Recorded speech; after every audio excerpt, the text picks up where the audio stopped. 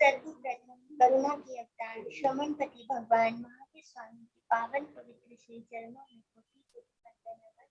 ध्यान योगी आचार्य सम्राट डॉक्टर श्री श्री मुनि जी महाराज एवं हम सब की शंका का समाधान करने वाले पंच परमेष्ठी के चतुर्थ पद से अलंकृत आगम ज्ञाता उपाध्याय प्रवर पूज्य गुरुदेव श्री जितेंद्र मुनि जी महाराज के पावन पवित्र श्री चरण कमलों में कोटि शत नमन वंदन।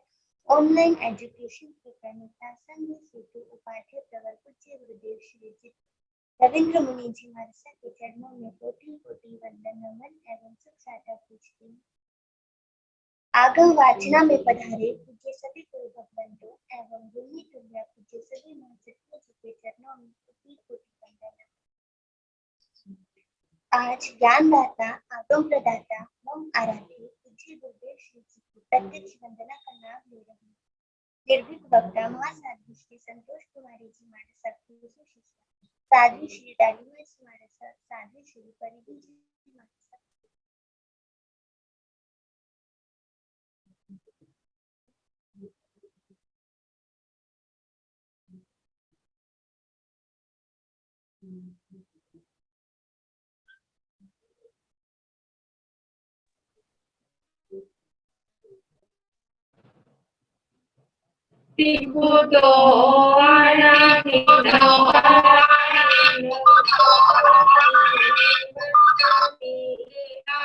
स्वामी सत्कारे मी सम्माने मी कल्याण मंगलम देव्यं जयं कज्वा स्वामी मथे वंदना सीखो तो आया ही नंकाया ही नंकारे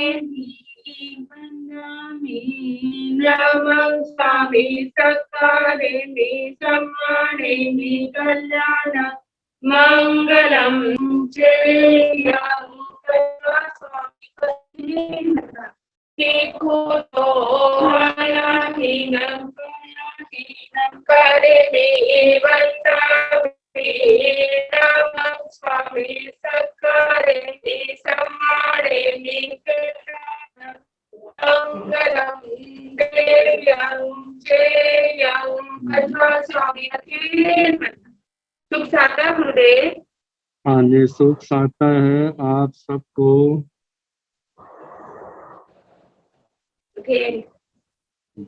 यह आगम वाचना निरंतर व निर्बाध गति से चलती रही। इस हेतु सभी तपस्वी अपना अपना सहयोग दे रहे हैं।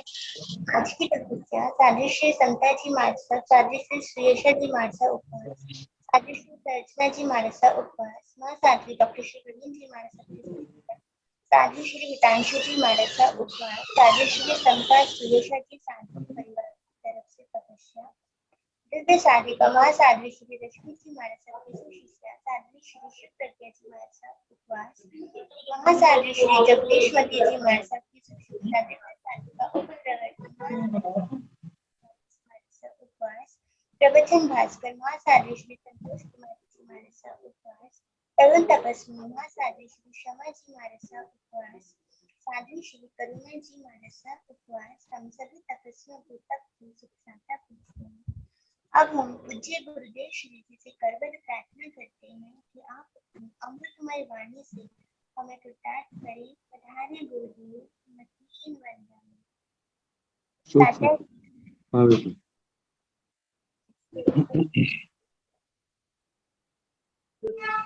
नमो अरिहंताय नमो सिद्धाय नमो आयर्याय नमो उवधाय नमो लोये सर्वसाहुने ऐसो पंच नमोकारो सर्वपावपनाशनो मंगलानंत संदेशे परमं हवै मंगलम्।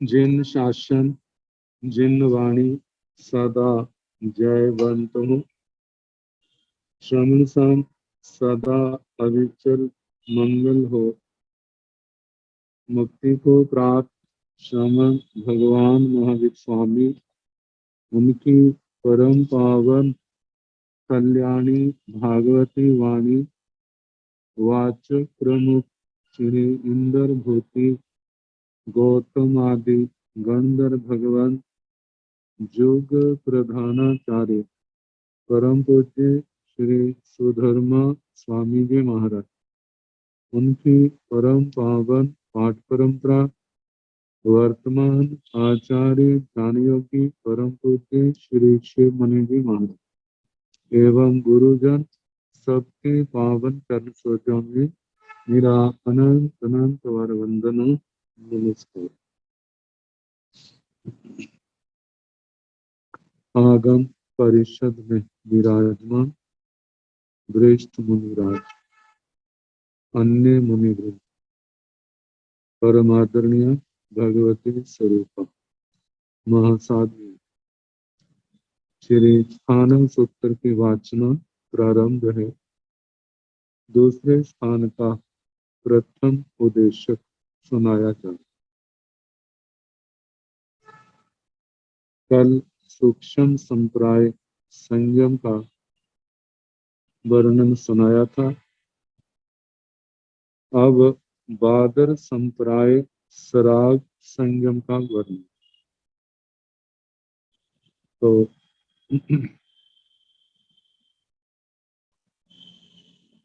बादर संप्राय सराग संयमे दुविहे पुनत्ते तन जहाँ पड़म समय बादर संप्राय सराग संयमे थे और पड़म समय बादर संप्राय सराग संयमी थे। अहवा चरण चरिन समय बादर संप्राय सराग संयमी थे।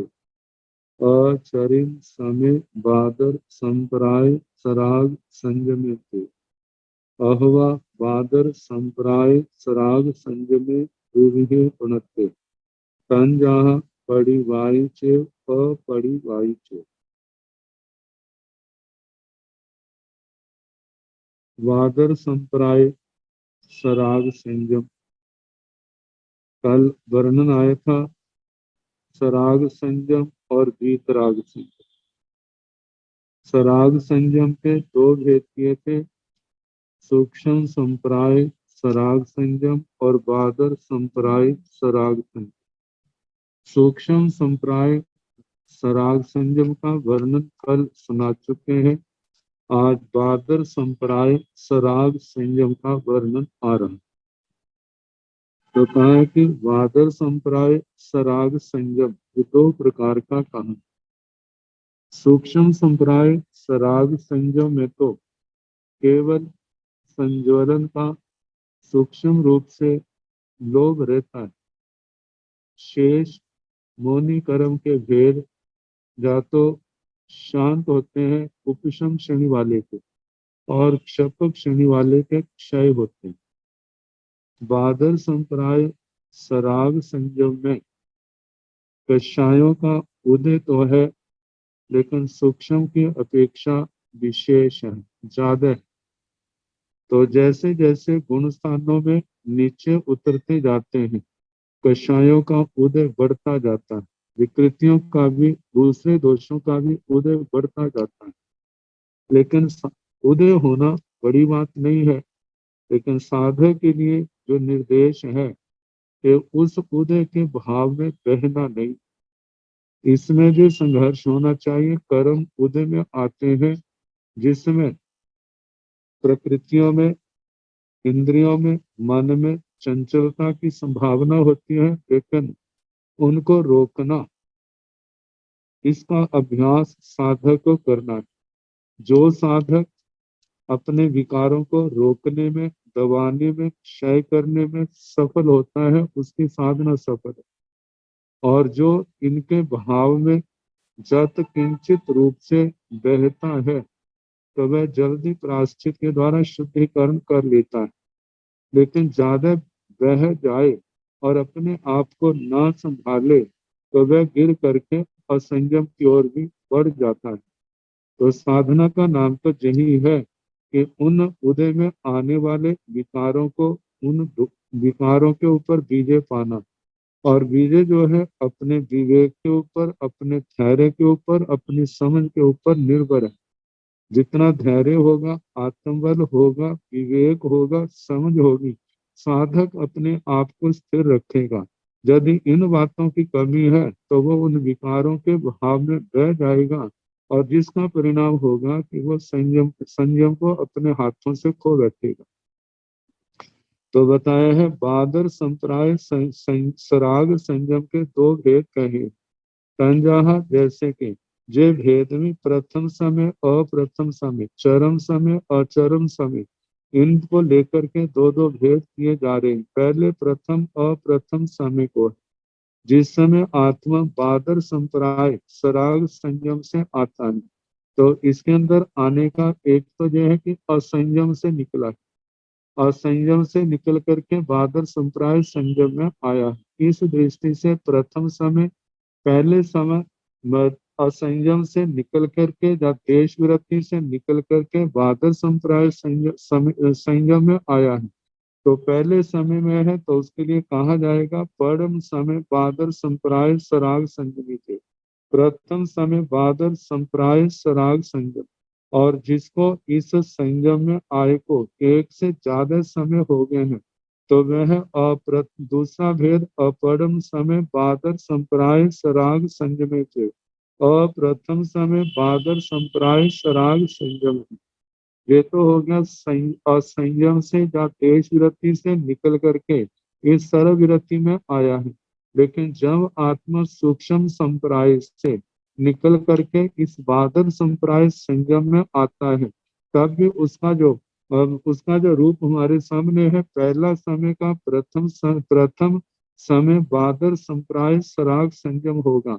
और जिसको सूक्ष्म संप्राय से निकले बादर में आए एक से ज्यादा समय हो गया है, तो उसके लिए भी अप्रथम समय बादर संप्राय सराग संयम उनको कहा जाएगा।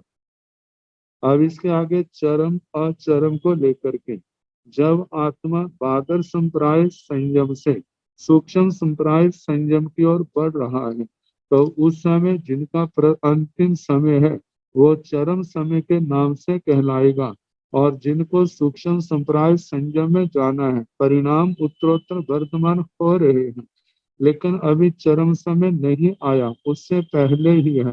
तो ऐसे साधकों के लिए अचरम समय वादर संप्राय सराग संयम ये नाम आएगा। और जिस समय आत्मा वादर संप्राय संयम से गिर करके वह अविरति में या देश विरति में आता है, तो उस समय जो चरम समय होगा और उसके बाद अविरति में या देश विरति में उसने आना है, तो उस समय चरम समय बादर संप्राय सराग संयम कहलाएगा। और जिसको अभी असंयम में या देश वृत्ति में आने में अनेक समय है, तो उनके लिए कहा है कि वे अचरम समय वादर संप्राय सराग संयम के नाम से कहे जाएंगे।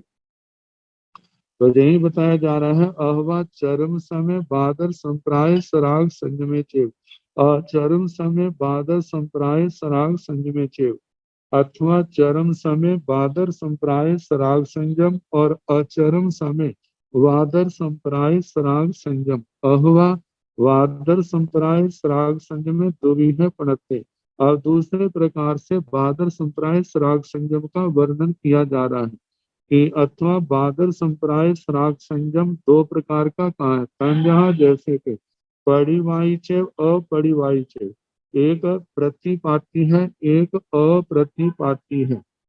कहा जाता है कि एक तो प्रतिपाती भाव पूर्ण हो गया है, तो उसके बाद मतलब कि केवल ज्ञान तो हुआ नहीं है, तो कहा जाता है कि यदि भाव के समाप्ति के कारण से प्रतिपाती हुआ है, मतलब क्योंकि उसके बाद तो उसने देवगति में जाना है और उसका वहां पर चौथा गुण स्थान होगा, लेकिन उसको जहां पर ग्रहण नहीं किया, जहां पर उस जो अगले गुण स्थान से बादर संप्राय में है लेकिन उसके बाद सूक्ष्म संप्राय में चला गया है, तो इसको जहां प्रतिपाती नहीं कहा जाता। जहां प्रतिपाती वही है जो जीवन रहते बाद इस संयम से गिर गया है और गिरने के कारण से वो देश विरति बना है, जहाँ अविरति में चला गया है, ऐसों के लिए प्रतिपाती कहा जाता है। जो आजीवन आजीवन मतलब कि इस संयम का पालन करते हैं, मृत्यु आ जाती है और उसके बाद उनका स्थान तो गुण स्थान तो गिरेगा ही, लेकिन ऐसे साधकों को प्रतिपाती नहीं कहा, प्रतिपाती में नहीं गिना, ताकि वह जीवन, क्योंकि उनके जो नियम है, जो जाव जीवाए, जब तक मेरा जीवन है तब तक मैं उसको पालूंगा, और उसने आजीवन पाला है, इसलिए वो जीवन में गिरा नहीं है। यदि वो उस आत्मा नीचे गुण स्थान में आई है तो वो भाव की पूर्ति के कारण आई है, ना कि भाव के अंदर अंदर उसका पतन हुआ है। तो कहा कि उनको प्रतिपाती नहीं किया, नहीं कहा। और जो अपना गुण स्थान छोड़ करके ऊपर के गुण स्थानों में जाते हैं, जैसे सूक्ष्म संप्राय, उसको भी प्रतिपाती नहीं कहा। प्रतिपाती वही है जो जीवन रहते अपने इस संयम से जो नीचे गिर जाता है, उस उन आत्मा के संयम को ही प्रतिपाती संयम कहा जाता है। तो एक तो ये प्रतिपाती हुआ, दूसरा है अपरिवाह्य अप्रतिपाती। अप्रतिपाती जो आजीवन उसी संयम में रहते हैं या इस जीवन में अगले गुण स्थानों में आरोहण कर जाते हैं, ऐसे जीवों के संयम के लिए कहा जाता है, उनका संयम क्या है, अप्रतिपाती, मतलब कि आजीवन गिरे नहीं है। तो इस प्रकार बादर संप्राय सराग संयम के दो भेद, प्रतिपाती और अप्रतिपाती। अब वीतराग संयम का वर्णन आ रहा है, क्योंकि कहा था संयमे दुविहे पणते तंजहा सराग संयमिते वीराग संयमिते। सराग संयम के दो भेद आगे, सूक्ष्म संप्राय सराग संयम और बादर संप्राय सराग संयम, इनका वर्णन तो हो गया, लेकिन अब वीतराग संयम का वर्णन आ रहा है। वीयराग संयमे दुविहे पणते तंजहा उग संत कसाय वीयराग संयमे चेव। क्षीण कसाय वीयराग संयमे चेव उग संत कसाय वीयराग संयमे दुविहे पणते तंजहा पड़म समय उग संत कसाय वीयराग संयमे चेव अपड़म समय उग संत कसाय वीयराग संयमे चेव अहवा चरिम समय उग संत कसाय वीयराग संयमे चेव अचरिम समय उग संत कसाय वीयराग संयमे चेव। वीयराग संयमे दो विहित मत है। वीतराग संयम दो प्रकार का कहा है। वीतराग संयम का मतलब जिस संयम दशा में आत्मा के अंदर वीतरागता है। तो वीतराग संयम जो है, ये 11वें 12वें 13वें 14वें गुण स्थान में पाया जाता है, क्योंकि इस अवस्था में आत्मा वीतराग है, न राग का उदय है न द्वेष का उदय है। 11वें गुण स्थान में जो मोनि कर्म के भेद बिल्कुल शांत हैं, 12वें 13वें 14वें गुण स्थान में इनका बिल्कुल क्षय हो चुका है, मोनि कर्म बिल्कुल क्षीण हो चुका है। तो कहा है कि इस अवस्था में आत्मा में होने वाला जो संयम है वो वीतराग संयम है। तो इस वीतराग संयम के दो भेद कहे हैं तंजहा, जैसे कि उपसंत कसाय वीयराग संयमे चेव क्षीण कसाय वीयराग संयमे चेव। उपशांत कषाय वीतराग संयम और क्षीण कषाय वीतराग संयम। तो इन दो भेदों में पहले उपशांत कषाय वीतराग संयम का वर्णन किया जाता है। तो इसके भेद भी जो है प्रथम अप्रथम और चरम और अचरम को लेकर के किए गए हैं। तो उपशांत कषाय वीतराग संयम जो है, जो 11वें गुण स्थान में पाया जाता है, तो उसी को लेकर के भेद है। उपशांत कषाय वीतराग संयमे दुविहे प्रणते। उपशांत कषाय वीतराग संयम दो प्रकार का कहा है। तंजहा जैसे के पड़म समय उपसंत कसाय वीयराग संयमे चेव और पड़म समय उपसंत कसाय वीयराग संयमे चेव। जब आत्मा उपशांत कषाय वीतराग संयम में उसने प्रवेश किया है, तो जब उसमें प्रवेश किया है, पहला समय है तो उस समय उसे उन्हें कहा जाएगा प्रथम समय उपशांत कषाय वीतराग संयम। जिनको एक समय से ज्यादा समय हो गए हैं इस संयम में प्रवेश किए, तो उनके लिए कहा जाता है अप्रथम समय उपशांत कषाय वीतराग संयम। और इसके आगे अहवा चरिम समय उपसंत कसाय विराग संयमे चेव अचरिम समय उपसंत कसाय विराग संयमे चेव। अथवा अब जो अंत की दृष्टि से है, कहा जाता है कि जिस समय आत्मा, क्योंकि उपशांत कषाय वितराग संयम का इन अंतर मुहूर्त तक ही ज्यादा से ज्यादा स्थिति होती है। कम से कम इस संयम की स्थिति एक समय है और ज्यादा से ज्यादा संयम की स्थिति अंतर मुहूर्त है। और उसके बाद आत्मा का ऊपर के गुण स्थानों से नीचे उन्होंने आना ही है, क्योंकि आगे वो बढ़ सकते नहीं। मौनी कर्म को शांत किया है, अंतर मुहूर्त के बाद वह नियमित निश्चित रूप से उदय में आएगा। जब उदय में आएगा तो उसका इस संयम का अंत होगा। तो इस संयम का जो अंतिम समय है उसको कहा कि चरम समय उपशांत कषाय वीतराग संयम। और जिनको अभी इस संयम को छोड़ने में, इससे नीचे आने में अंतिम समय अभी समय है, मतलब अंतिम समय नहीं आया, तो ऐसी उत्तम आत्मा को, मतलब कि इस अवस्था में उनके लिए अचरम समय उपशांत कषाय वीतराग संयम कहा जाता है। तो इस प्रकार चरम समय उपशांत कषाय वीतराग संयम और चरम समय उपशांत कषाय वीतराग संयम, ये चरम अचरम को लेकर के दो भेद हैं। और जो पहले हैं प्रथम अप्रथम को लेकर के दो भेद।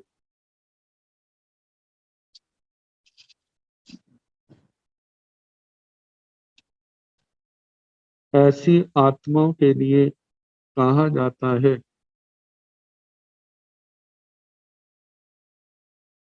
11वें गुण स्थान में आत्मा ने यदि आत्मा का यदि भाव पूर्ण होता है तो कहा जाता है निश्चित रूप से वह अनुत्तर विमानों की अधिकारी होती है। लेकिन इस गुण स्थान में मृत्यु उन्हीं भाव पूर्ण उन्हीं का होगा जिन्होंने छठे सतवें गुण स्थान में वहां की आयु का बंद किया होगा। यदि वहां की आयु का बंद नहीं किया है तो इसका मतलब श्रेणी में उनका भाव पूर्ण भी नहीं होगा। और ऐसी आत्माएं यदि आयु का बंद नहीं किया है, मौनी कर्म उग्र रूप से उदय में आने वाला है, तो वह गिरते गिरते प्रथम गुण स्थान तक भी आ सकते हैं। यदि मानो किसी आत्मा ने अपनी साधना के बल से क्षायिक समय को प्राप्त कर लिया, लेकिन वो चरम शरीरी नहीं है, तो ऐसी आत्मा कोई मानव पाप का उदय हो तो वह गिरते गिरते चौथे गुण स्थान तक भी आ सकता है। क्षायिक समय तो होने के कारण वो इससे नीचे नहीं गिरे। यदि क्षायिक समय तो नहीं है, मौनी कर्म का जोर है, तो पहले गुण स्थान तक ही आ सकता है, लेकिन ये जरूरी नहीं है। जिनका उदय भाव इतना नहीं है, मतलब केवल चौथे गुण स्थान तक भी रह सकता है, कोई पांचवें गुण स्थान तक भी टिक सकता है, और कोई विशेष आत्मा है तो छठे सतवें गुण स्थान के अंदर भी आके रुक जाती है और आजीवन इसी रूप में रहती है। और कहा जाता है कि ये उपशांत के शायद वीतराग संयम आगमों की दृष्टि से और कर्म ग्रंथों की दृष्टि से भी जीवन में दो बार प्राप्त हो सकता है। और इसके संबंध में जब पहले कभी श्रेणी का वर्णन आया था तो उस समय बताया था कि जे संयम जीवन में 2 बार प्राप्त हो सकता है, अनेक जीवन की अपेक्षा से 4 बार प्राप्त हो सकता है। और जिस आत्मा ने आगम पक्ष जो है सिद्धांत पक्ष है, उसके अनुसार कहा जाता है चरम शरीरी कभी भी अपने चरम भाव में उपशम श्रेणी नहीं करता। जिसने उपशम श्रेणी की है वह दूसरी बार उपशम श्रेणी तो कर सकता है, लेकिन उस दूसरी बार क्षपक श्रेणी नहीं कर सकता। लेकिन कर्म ग्रंथों के अंदर ऐसा कहा जाता है कि जिसने एक बार उपशम श्रेणी की है वह दूसरी बार क्षपक श्रेणी कर सकता है, तो ये मत भेद है। लेकिन जिसने दूसरी बार उपशम श्रेणी कर ली है तो वो उस भाव में क्षपक श्रेणी नहीं करता। तो ये थोड़ा अंतर है। आगम पक्ष क्या है वो आपको बता दिया है, अपनी धारणा आगम पक्ष को लेकर के है। अब इसके आगे क्षीण क्षाय वीतराग संयम। क्षीण कसाय वीराग संयमे दुविहे प्रत्यय तंजः क्षौमत क्षीण कसाय वीराग संयमे चेव केवली क्षीण कसाय वीराग संयमे चेव क्षौमत क्षीण कसाय वीराग संयमे दुविहे प्रत्यय तंजः स्वयं बुद्ध क्षौमत क्षीण कसाय वीराग संयमे चेव बुद्ध बोह्य क्षौमत क्षीण कसाय वीराग संयमे चेव स्वयं बुद्ध क्षौमत क्षीण कसाय वीराग संयमे दुविहे पणते तंजः परम समय स्वयं बुद्ध शौमत क्षीणकसाय वीराग संयमे चेव परम समय स्वयं बुद्ध शौमत क्षीणकसाय वीराग संयमे चेव अहवा चरिम समय स्वयं बुद्ध शौमत क्षीणकसाय वीराग संयमे चेव चरिम समय स्वयं बुद्ध शौमत क्षीणकसाय वीराग संयमे चेव।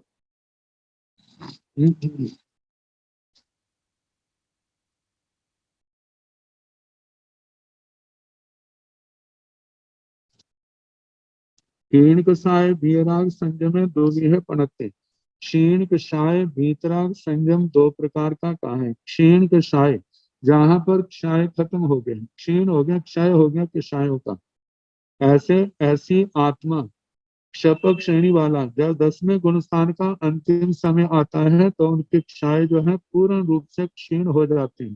तो ऐसा जीव जो है 10वें गुणस्थान से जो उनको अवस्था मिलती है उस अवस्था को ग्रंथों के अनुसार 12वें गुणस्थान की स्थिति कहा जाता है। 12वां गुणस्थान, उसके बाद अंतर मुहूर्त की स्थितियां है, फिर 13वां गुणस्थान, 14वां गुणस्थान क्षीण क्षय वीतराग संयम के रूप हैं। तो कहा है कि ये दो प्रकार का कहा है तंजा, जैसे कि शौमत क्षीण कसाय वीराग संयमे चेव केवली क्षीण कसाय वीराग संयमे चेव शब्दमस्त क्षीण क्षाय वीतराग संयम। शब्दमस्त तो ये 12वें गुणस्थान वाले मतलब उस पुण्य आत्मा के लिए आया है कि जो 12वें गुणस्थान में उनके लिए कहा है शब्दमस्त क्षीण क्षाय वीतराग संयम। और दूसरे का है केवली क्षीण कषाय वीराग संयमे चेव केवली क्षीण कषाय वीतराग संयम। तो जहाँ पर शब्दमस्त कहा जाता है, शब्दम के शब्दम का जो अर्थ हमारे आचार्य ने किया है आवरण। तो आवरण वैसे तो सारे कर्म है, लेकिन ज्ञानावरण दर्शनावरण, ज्ञानावरणीय दर्शनावरणीय इनके कहा जाता है। तो कहा जाता है जब तक आत्मा के अंदर ज्ञानावरणीय दर्शनावरणीय का उदय है तब तक आत्मा शब्दमस्त है। तो इसको हम कह सकते हैं पहले गुणस्थान से लेकर के 12वें गुणस्थान के आखिर तक आत्मा क्या है, शब्दमस्त है। और 13वें 14वें गुणस्थान में आत्माओं के लिए केवली कहा जाता है, उनके लिए शब्दमस्त शब्द का वर्णन नहीं आता क्योंकि उनके वो आवरण नहीं है।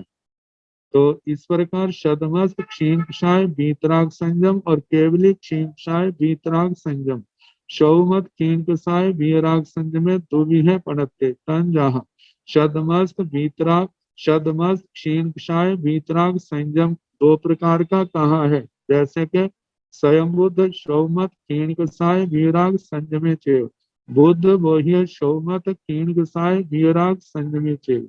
जहां पर दो भेद जो कहे हैं, स्वयं बोध को जिन आत्माओं ने जैसे बोध को पाया है उस बोध को लेकर के जो भेद किए हैं। तो पहला भेद किया है स्वयं बुद्ध शौमत क्षीण कसाय वीराग संयम चेव स्वयं बुद्ध शदमस्त क्षीण कसाय वीतराग संयम। और दूसरा है बुद्ध बोह्य शौमत क्षीण कसाय वीराग संयमे चेव बुद्ध बोधित शदमस्त क्षीण कषाय वीतराग संयम। तो बोध को लेकर के प्राय करके तीन भेद किए जाते हैं, स्वयं बुद्ध, प्रत्येक बुद्ध और बुद्ध बोधित। तो कहा जाता है स्वयं बुद्ध जो स्वयं बोध प्राप्त करते हैं, जैसे तीर्थंकर भगवान, उनको कोई बोध नहीं देता है और स्वयं बुद्ध में वे आते हैं, प्रत्येक बुद्ध में वे आते हैं जो बाहर के निमित्त को पा करके जिनको बोध की प्राप्ति होती है, वो प्रत्येक बुद्ध में उनको ग्रहण किया जाता है। और बुद्ध बोधित उनको कहा जाता है अरिहंत परमात्मा, या अन्य इस निर्ग्रंथ मार्ग के पर चलने वाले साधक साधु साधिका उपदेश सुन करके जो बोध को प्राप्त करते हैं उनको बुद्ध बोधित कहा जाता है। लेकिन जहाँ को प्रत्येक बुद्ध को भी बुद्ध और स्वयं बुद्ध में ही ग्रहण कर लिया गया है। लक्षणों में जैसे कहा जाता है कि तीर्थंकर भगवान, जहाँ उत्तराधीन सूत्र के अंदर 8वें अध्याय में कपिल केवली जी का वर्णन आता है, तो उनको चिंतन करते करते स्वयं बोध प्राप्त हुआ था।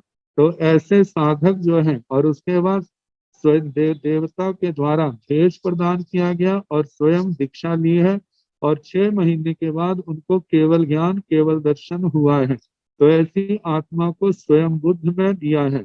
ऐसे प्रत्येक बुद्ध, नवी, राज ऋषि आदि जो है, ये बाहर के निमित्त को लेकर के इनको बोध हुआ, तो उनको प्रत्येक बुद्धों में दिया है। बुद्ध बोधित जो है, जैसे गौतम स्वामी आदि हैं, गंधर्व भगवान आ जाते हैं, दूसरे अनेक साधक हैं जो उपदेश सुन करके जिन्होंने बोध प्राप्त किया। तो जहाँ पर दूसरे स्थान का दूसरे दो की विवक्षा ही जहाँ पर है, इसलिए दो में ही इनका समाहार कर दिया। तो प्रत्येक बुद्ध को, स्वयं बुद्ध को केवल बुद्ध बोधित में ही मिला दिया है और बुद्ध बोधित को अलग रखा है। तो कहा है कि स्वयं बुद्ध शतमस्त क्षीणकाय वीतराग संयम और बुद्ध बोधित शतमस्त क्षीणकाय वीतराग संयम। ये क्षीणकाय वीतराग संयम के दो भेद हैं। स्वयं बुद्ध शौमत क्षीणकाय वीतराग संयमे दुविहे प्रणत्य तंजहा। स्वयं बुद्ध शतमस्त क्षीणकाय वीतराग संयम दो प्रकार का कहा है। तंजहा जैसे के परम समय स्वयं बुद्ध शौमत क्षीणकाय वीतराग संयमे चैव अपरम समय स्वयं बुद्ध शौमत क्षीणकाय वीतराग संयमे चैव। ये प्रथम अप्रथम को लेकर के दो भेद किए हैं। प्रथम समय स्वयं बुद्ध शतमस्त क्षीणकाय वीतराग संयम, और अप्रथम समय स्वयं बुद्ध शतमस्त क्षीणकाय वीतराग संयम। ताकि जो जिनको इस अवस्था में आए, प्रथम समय हुआ है, वह प्रथम समय स्वयं बुद्ध क्षीणकाय वीतराग शतमस्त क्षीणकाय वीतराग संयम है। और जिनको एक समय से लेकर के ज्यादा समय हो गए हैं, उनके लिए अप्रथम समय स्वयं बुद्ध शतमस्त क्षीणकाय वीतराग संयम कहा जाता है। आगे चरम अचरम को लेकर के दो भेद किए हैं। अहवा चरम चरिम समय स्वयं बुद्ध शौमत क्षीणकाय वीतराग संयमे चैव। अचरिम समय स्वयं बुद्ध शौमत क्षीणकाय वीतराग संयमे चैव। चरम समय स्वयं बुद्ध शतमस्त क्षीणकाय वीतराग संयम, और अचरिम समय अचरम समय स्वयं बुद्ध शतमस्त क्षीणकाय वीतराग संयम। चरम अचरम को लेकर के जिनका अंतिम समय है, वो चरम समय स्वयं बुद्ध शतमस्त क्षीणकाय वीतराग संयम। जिनको चरम समय नहीं है, अभी अनेक समय है, एक से ज्यादा है, उनके लिए कहा कि अचरम समय स्वयं बुद्ध शतमस्त वीतराग शतमस्त क्षीणकाय वीतराग संयम। अब बुद्ध बोधित को लेकर के भी इसी प्रकार जहाँ पर प्रथम अप्रथम चरम अचरम को लेकर के दो दो भेद है। बुद्ध बोहिये शौमत क्षीणकाय वीतराग संयमे दुविहे प्रणत्ते तन जहाँ। परम समय बुद्ध बोहिये शौमत क्षीणकाय वीतराग संयमे चैव। और परम समय बुद्ध बोहिये शौमत क्षीणकाय वीतराग संयमे चैव। अहवा चरिम समय बुद्ध बोहिये शौमत क्षीणकाय वीतराग संयमे चैव। और चरिम समय बुद्ध बोहिये शौमत क्षीणकाय वीतराग संयमे चैव। बुद्ध बोहिये शौमत क्षीणकाय वीतराग संयमे दुविहे प्रणत्ते तन जहाँ। बुद्ध बोधित शतमस्त क्षीणकाय वीतराग संयम दो प्रकार का कहा है। जैसे कि परम समय बुद्ध बोहिये शौमत क्षीणकाय वीतराग संयमे चैव। और परम समय बुद्ध बोहिये शौमत क्षीणकाय वीतराग संयमे चैव। प्रथम समय बुद्ध बोधित शतमस क्षीण क्षाय वीतराग संयम। और प्रथम समय बुद्ध बोधित शतमस क्षीण क्षाय वीतराग संयम। अहवा अथवा चरिम समय बुद्ध बोह्य शौमत क्षीण क्षाय वीराग संयमे चेव। और चरिम समय बुद्ध बोह्य शौमत क्षीण क्षाय वीराग संयमे चेव। चरम समय बुद्ध बोधित शतमस्त क्षीण क्षाय वीतराग संयम। और अचरम समय बुद्ध बोधित शतमस्त क्षीण क्षाय वीतराग संयम। अब केवली क्षीण क्षाय वीतराग संयम का वर्णन आ रहा है। केवली क्षीण कसाय वीराग संयमे दुविह पणत्ते तंजः सयोगी केवली क्षीण कसाय वीराग संयमे चेव। अयोगी अयोगी केवली क्षीण कसाय वीराग संयमे चेव। सयोगी केवली क्षीण कसाय वीराग संयमे दुविह पणत्ते तंजः परम समय सयोगी केवली क्षीण कसाय वीराग संयमे चेव। अपरम समय सयोगी केवली क्षीण कसाय वीराग संयमे चेव। अहवा चरम समय सयोगी केवली क्षीण कसाय वीराग संयमे चेव। अचरम समय सयोगी केवली क्षीण कसाय वीराग संयमे चेव।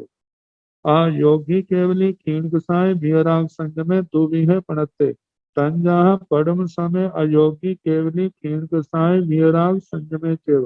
अपरम समय अयोगी केवली क्षीण कसाय वीराग संयमे चेव। अहवा चरम समय अयोगी केवली क्षीण कसाय वीराग संयमे चेव। अचरम समय अयोगी अयोगी केवली क्षीण कसाय वीराग संयमे चेव।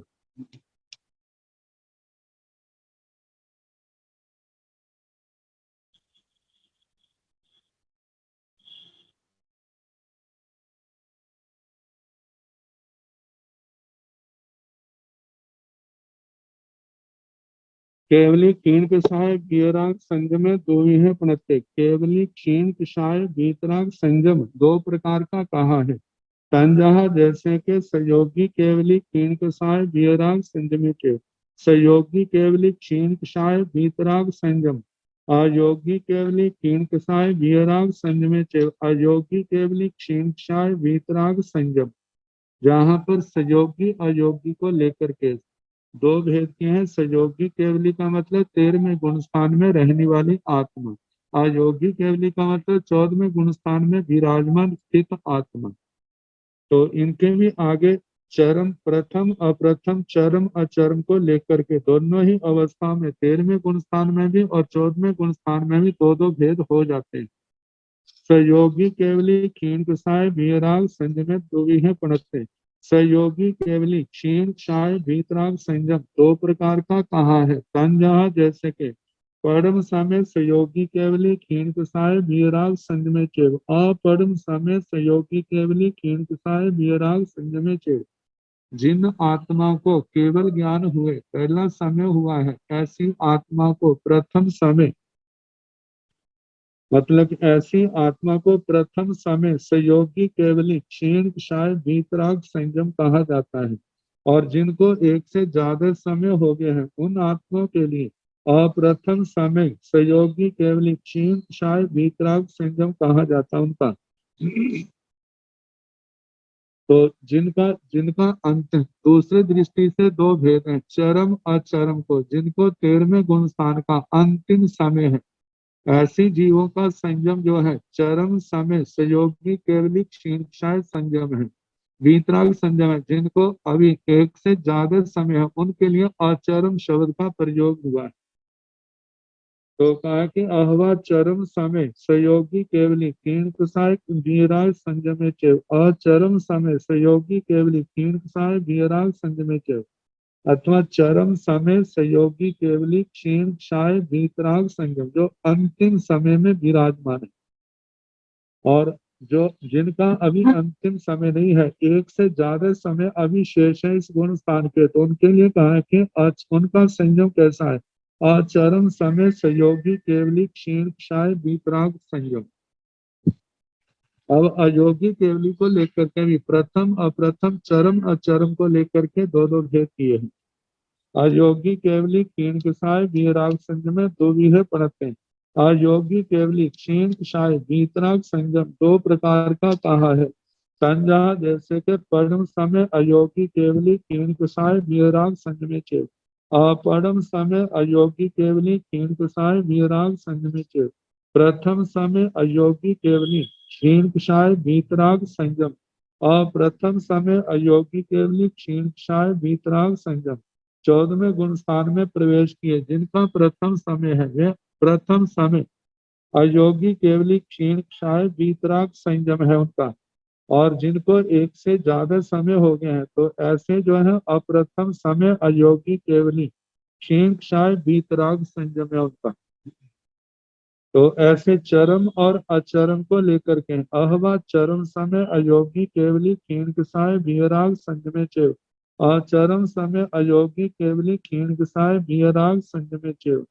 अथवा चरम समय अयोगी केवली क्षीण क्षाय वीतराग संयम और अचरम समय अयोगी केवली क्षीण क्षाय वीतराग संयम जो 14वें गुण स्थान के अंतिम समय है। उसके बाद उनके लिए सिद्धे बुद्धे मुत्ते शब्द प्रयोग आएंगे। तो उनके लिए कहा है कि उनका संयम कैसा है। वह संयम है चरम समय अयोगी केवली क्षीण क्षाय वीतराग संयम। और जिनको अभी एक चरम से मतलब एक समय से ज्यादा समय शेष है ऐसी आत्माओं के लिए आया है अचरम समय अयोगी केवली क्षीण क्षाय वीतराग संयम। केवल ज्ञान को लेकर मतलब के संयम को लेकर के जो भेद है सूक्ष्म। पहले तो संयम का भेद आया कि सराग संयम वीतराग संयम। सराग संयम के दो भेद सूक्ष्म संप्राय और वादक संप्रदाय संप्राय इनको लेकर के फिर आगे अनेक भेद किए। फिर आगे जो वीतराग संयम के दो हैं उपशांत और क्षीण। उपशांत को लेकर प्रथम अप्रथम चरम अचरम को लेकर दो दो भेद किए। ऐसे जो क्षीण वीतराग संयम है तो वहाँ शतमस्त और केवली को लेकर के दो भेद किए। शतमस्त को लेकर के स्वयं बुद्ध बोधित कह करके दो भेद किए। फिर आगे प्रथम अप्रथम चरम अचरम को लेकर के दो भेद किए। स्वयं बुद्ध के भी और बुद्ध बोधित के भी। और केवली क्षीण क्षाय वीतराग संयम के सहयोगी अयोगी लेकर के दो भेद किए। फिर प्रथम अप्रथम चरम अचरम को लेकर के दो भेद इनके किए हैं। अब वो संयम का प्रकरण तो जहाँ पर उसका समाप्त हुआ अब इसके आगे दो प्रकार से जीवों का वर्णन करते हैं। तो कहा है कि स्थावर एवं द्रव्यों का वर्णन। दुविहा पुडवी काया पणत्ता तंजा सुहुमा च वायरा चे एवं जा दुविहा बनसई काया पणत्ता तंजा सुहुमा च वायरा चे दुविहा पुडवी काया पणत्ता तंजा पजत्तगा चेव अपजत्तगा चेव एवं जा बनसई काया दुविहा पुडवी काया पणत्ता तंजा परिणया चेव अपरिणया चेव एवं जा बनसई काया दुविह दब्बा पणता तंजा परिणया चेव अपरिणया चेव दुविह पुडवी काया पणता तंजा गति समावन्नगा चेव अगति समावन्नगा चेव एवं जा बनसई काया दुविह दब्बा पणता तंजा गति समावन्नगा चेव अगति समावन्नगा चेव दुविह पुडवी काया पणता तंजा अनंतरो गाढ़ा चेव परंतरो गाढ़ा चेव।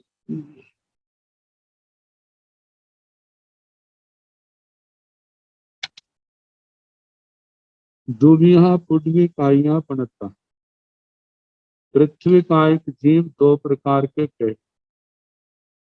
तंजाहा जैसे के सुहुमा चे वायरा चे सूक्ष्म और बादल ताकि जिनके सूक्ष्म नाम कर्म उदय और सूक्ष्म नाम कर्म के उदय से ऐसे पर्याय मिली है। प्राय करके जो परमावधि ज्ञानी है उनकी बात अलग। दूसरे जो शतमस्त है उनकी दृष्टि में दृष्टि का विषय नहीं। तो कहा सूक्ष्म नाम कर्म के उदय से जो सूक्ष्म श्रेणी मिली है 5 स्थावरों की जो सारे लोक में भरे हुए। जैसे कहा जाता है सुहुमा सव लोगम वायरा एक देश है। जो सूक्ष्म ये जीव है पांचों स्थावरों के जो सारे लोक में भरे, बादर लोक के एक हिस्से में। तो कहा कि जो सूक्ष्म नाम कर्म से के खुदे के कारण से जो जीव सूक्ष्म कहलाए, एक तो वो पृथ्वी काय के सूक्ष्म पृथ्वी काय का जे भेद, और दूसरा है बादर नाम कर्म के उदय से जो बादर पर्याय मिली है, वह क्या है बादर पृथ्वी काय। मतलब पृथ्वी कायक जीव दो प्रकार के कहे हैं, जैसे सूक्ष्म और बादर। एवं जाप दुबिहा बनस्ते काया पणत्ता तंजा सुहुमा चे वायरा चे। कहा कि एवं इसी प्रकार जाव का मतलब जैसे पृथ्वी काय के दो भेद हैं सूक्ष्म बादर, ऐसे अपकाय के भी दो भेद कहने सूक्ष्म बादर, ऐसे तेजस काय के भी दो भेद कहने सूक्ष्म बादर। इसी प्रकार वायु काय के भी दो भेद कहने सूक्ष्म बादर, वनस्पति काय के भी दो भेद कहने सूक्ष्म और बादर। आगे बताया है दोविहा पुड्वी काया पणता तंजहा प्रजतिगा चेव अप्रजतिगा चेव एवं जा बनस्ते काया। अब दूसरी दृष्टि से पृथ्वी काय का पांच स्थावरों का वर्णन किया जा रहा है। पहले तो सूक्ष्म और बादर को लेकर के दो दो भेद की, अब पर्याप्त और अपर्याप्त को लेकर के दो दो भेद करते हैं। पृथ्वी का एक जीव दो दो प्रकार के हैं, पर्याप्त और पर्याप्त। एक इंद्रियों में स्थावरों में पहली चार पर्याप्तियां पाई जाती हैं, आहार शरीर इंद्रिय श्वासोश्वास। तो कहा जाता है जिनको जितनी पर्याप्तियां मिलनी है वो मिल गई है तो वो जीव पर्याप्त है, और जिनको जितनी मिलनी चाहिए थे नहीं मिली है और वो जीव क्या है अपर्याप्त है। तो कहा जाता है इसी प्रकार पृथ्वी का एक जीव दो प्रकार के कहे हैं तंजा, जैसे कि प्रजत्तगा चेव अप्रजत्तगा चेव, पर्याप्त और अपर्याप्त। एवं जहाँ वनस्पति काया इसी प्रकार अपकाय तेजसकाय वायुकाय वनस्पति काय, इन सब के दो दो भेद कहने पर्याप्त और अपर्याप्त। दुविहा पुड्वी काया पणता तंजा परिणया चेव अपरिणया चेव एवं जहाँ वनस्पति काई। दोविहा पुड्वी काया पणता दो प्रकार के पृथ्वी कायिक जीव कहे हैं तंजा, जैसे के परिणयाचेव अपरिणयाचेव, परिणत और अपरिणत। जैसे ये दो भेद पृथ्वी कायिकों के किए हैं, ऐसे अपकाय तेजसकाय वायुकाय वनस्पति काय के भी दो दो भेद कहने परिणत अपरिणत। परिणत और अपरिणत की परिभाषा करते हुए आचार्यों ने कहा कि जो जीव मतलब के अचित हो गए हैं, मतलब जिन्होंने शरीर छोड़ दिया है और उनके शरीर जो है वो अचित हो गए हैं, वो अचित शरीरों के लिए परिणत कहा है। और दूसरा जो सचित है जो चेतना वाले हैं उनके लिए अपरिणत कहा है। परिणत और अपरिणत को लेकर के इसके साथ मतलब और भी वर्णन किया है परिणत और अपरिणत शब्द से क्या क्या ग्रहण किया जा सकता है। तो पहले तो कहा है जो पृथ्वी काय आदि पांच स्थावर है, ये पांच स्थावर स्व काय से या पर काय से जो अचित हो गए उन्हें परिणत कहा जाता है। मतलब जो अचित हो गए हैं उनको परिणत कहा जाता है, जो अचित नहीं हुए उन्हें अपरिणत कहा जाता है। कहते हैं पृथ्वी जल तेज वायु और वनस्पति इनकी अनुकूलता से ही जीवन सुखी और जीवित है, तथा प्रतिकूलता से दुखी और मरण को प्राप्त होता है। इसी कारण पृथ्वी कायिक जीवों का जीवन पृथ्वी काय के सहारे से भी चलता है, अन्य स्थावरों के सहयोग से भी चलता है, क्योंकि इनका आहार जो है जहाँ स्व काय का है ऐसे पर काय का भी है। तो इसी प्रकार यदि पृथ्वी काय के जीवों के लिए पृथ्वी काय रूप शस्त्र घातक है, तो शेष स्थावर भी उनके लिए घातक हो सकते हैं। जैसे कहा जाता है स्वकाय शस्त्र परकाय शस्त्र। मतलब जो जिस जिस श्रेणी का पृथ्वी काय है, मानो वो पृथ्वी काय तो है लेकिन उसी जाति के अचित उद्गल जो है उसके ऊपर पड़ते हैं और उसके कारण से वो उनके दबाव में आकर के वह अचित हो सकता है। तो ये स्वकाय शस्त्र हो गया। जब दूसरे काय दूसरे का एक जाति की पृथ्वी में दूसरी जाति की पृथ्वी का मिश्रण हो जाए तो भी एक दूसरे के लिए घातक बन जाते हैं। जब पृथ्वी काय के जीवों के लिए अपकाय, तेजसकाय, वायुकाय, वनस्पति काय का इनका मिश्रण भी उनके लिए घातक हो सकता है। तो इस करके स्व काय से पर काय से इन जीवों का घात हो जाता है। तो ये तो बताया कि परिणत जो अचित हो गए हैं वो अपरिणत हैं, जो चेतना वाले हैं उनके लिए अपरिणत कहा।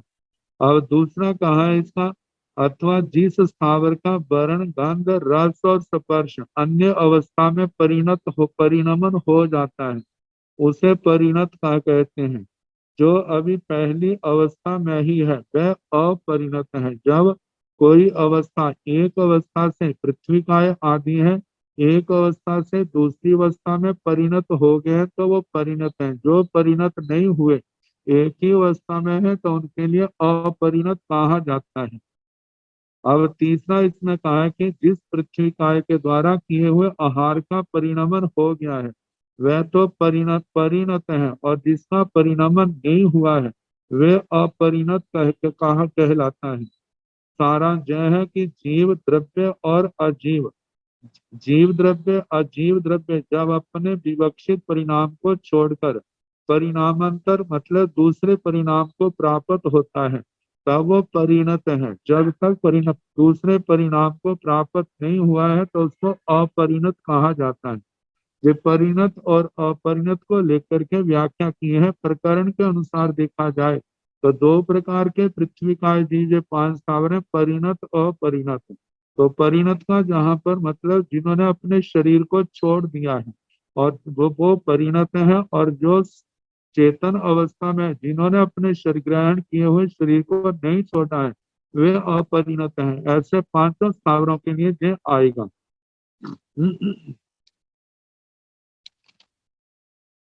अब इसके आगे दुविहा दब्बा पणता जहाँ परिणया चेव अपरिणया चेव दो प्रकार के द्रव्य कहे, परिणत अपरिणत।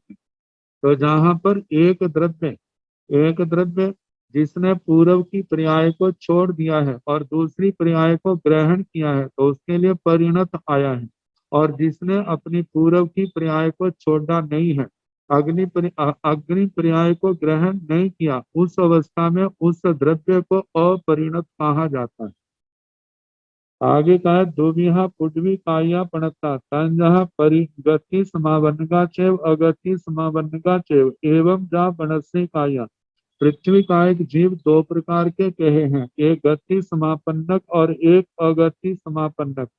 गति समापन्नक का जहाँ पर जो अर्थ लिया है, जब एक भव को छोड़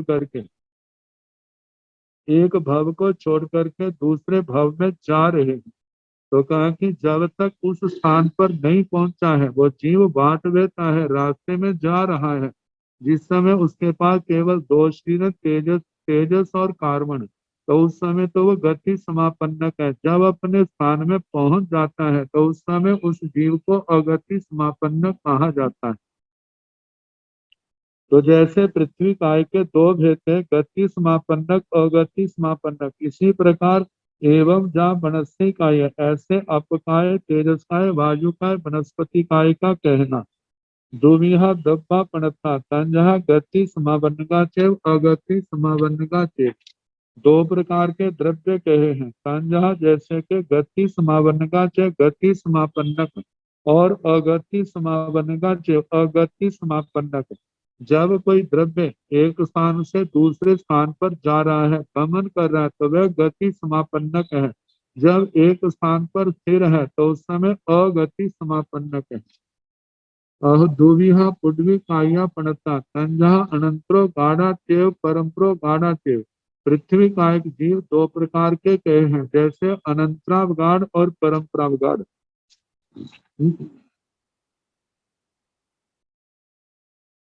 अनंतरावगाढ़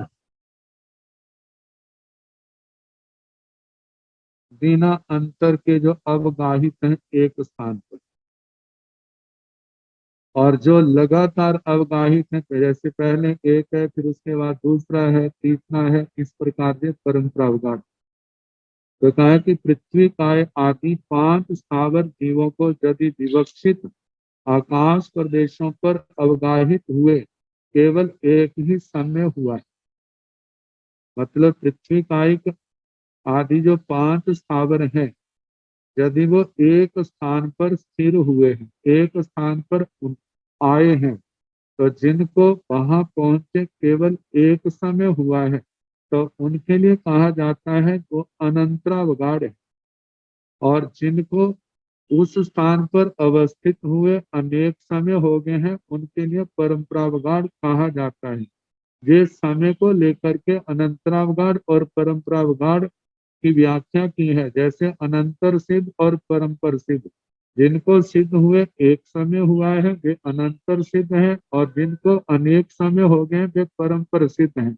इसी प्रकार एक स्थान पर जिनको अवगाहित हुए मतलब आए एक समय हुआ है वे अनंतरावगाढ़, और जिसको अनेक समय हुए वे परंपरावगाढ़ है।